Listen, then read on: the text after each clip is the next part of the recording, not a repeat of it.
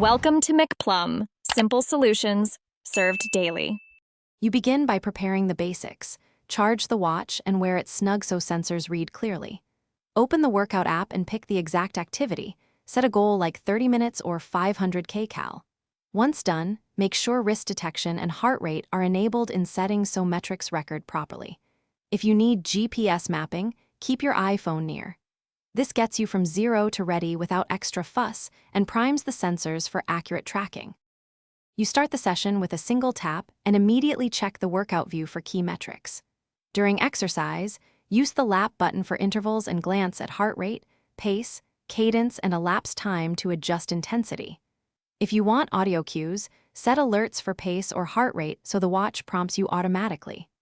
Once done mid-workout, you can lock the screen to avoid accidental taps and control music from the same interface, keeping focus on form, and you finish by tapping end then save so the watch records a complete summary you can inspect immediately.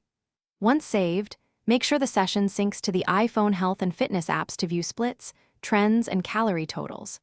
If metrics look wrong or a workout failed to record, first force restart the watch and confirm wrist detection plus location services are active.